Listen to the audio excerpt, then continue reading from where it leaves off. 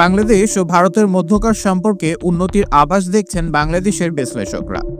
তারা মনে করছেন ভারত বাংলাদেশের বাস্তবতা ধীরে ধীরে বুঝতে পারছে।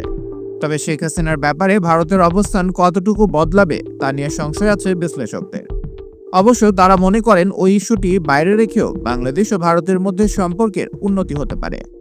গেল বছরের 5 আগস্ট আওয়ামী লীগ সরকার পতনের পর প্রতিবেশী ভারতের সঙ্গে বাংলাদেশের সম্পর্ক তলানিতে গিয়ে ঠেকেছে। শেখ হাসিনাকে ভারতে আশ্রয় দেওয়াকে ঘিরে দুদেশের সম্পর্কের অবনতি শুরু হয়। বিশেষ করে শেখ হাসিনাকে ফেরত যাওয়ার প্রত্যুত্তরে ভারতের অনড় অবস্থান দুদেশের সম্পর্কে অস্বস্তি আরও বাড়িয়ে দেয়। ওই ঘটনায় দুই দেশই রাষ্ট্রদূতকে তলব করে। এর বাইরে সীমান্তে হত্যা, চিন্ময় কাণ্ড সহ নানা কারণে বারবার মুখোমুখি অবস্থানে দাঁড়িয়েছে বাংলাদেশ ভারত। তবে অতি সম্প্রতি ভারত বাংলাদেশের বাস্তবতা ধীরে ধীরে বুঝতে শুরু করেছে বলে জানিয়েছেন বিশ্লেষকরা। তবুও শেখ হাসিনার ব্যাপারে ভারত অবস্থান কতটুকু বদলাবে তা নিয়ে রয়েছে যথেষ্ট সংশয়। আর এই সংশয়ের মধ্যেই ভারতের পররাষ্ট্রমন্ত্রী এস জয়শঙ্করকে বাংলাদেশ সফরের আমন্ত্রণ জানিয়েছেন অন্তর্বর্তী সরকারের পররাষ্ট্র উপদেষ্টা মোহাম্মদ তৌহিদ হোসেন। চলতি সপ্তাহের শুরুর দিকে ওমানের রাজধানী মাস্কাটে ভারত মহাসাগরীয় সম্মেলনের ফাঁকে পররাষ্ট্র উপদেষ্টা ভারতের পররাষ্ট্রমন্ত্রীর সঙ্গে বৈঠক করেন। তখন জয়শঙ্করকে ঢাকা সফরের আমন্ত্রণ জানান তিনি। জয়শঙ্করের সঙ্গে বৈঠক নিয়ে বৃহস্পতিবার পররাষ্ট্র মন্ত্রণালয়ে গণমাধ্যম কর্মীদের সঙ্গে আলাপ করে এই তথ্য জানান উপদেষ্টা।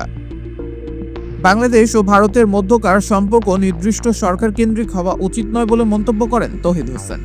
এ সময় আগামী এপ্রিলে প্রধান উপদেষ্টা ডক্টর মোহাম্মদ ইউনূস ও ভারতের প্রধানমন্ত্রী নরেন্দ্র মোদী বৈঠকে বসতে পারেন বলেও জানান তিনি।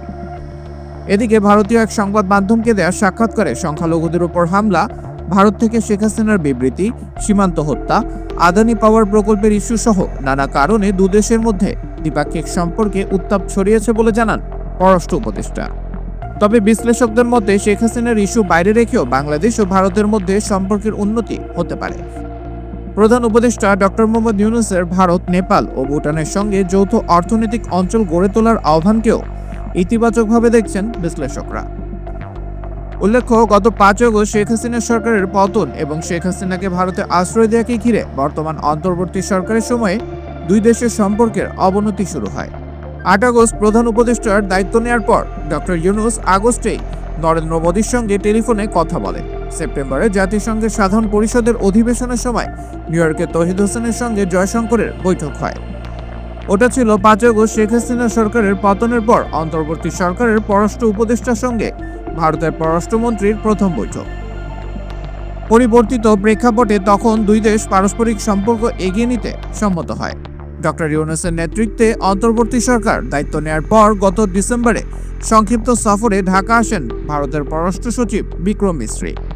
12 ঘন্টার ওই বৈঠকে তিনি বাংলাদেশের পররাষ্ট্র সচিব মোহাম্মদ জসিমউদ্দিনের সঙ্গে বৈঠক ছাড়াও প্রধান উপদেষ্টা অধ্যাপক ডক্টর মোহাম্মদ ইউনূস, পররাষ্ট্র উপদেষ্টা মোহাম্মদ তৌহিদ হোসেন এবং সেনাপ্রধান জেনারেল ওয়াকারুজ্জামানের সঙ্গে সাক্ষাৎ করেন।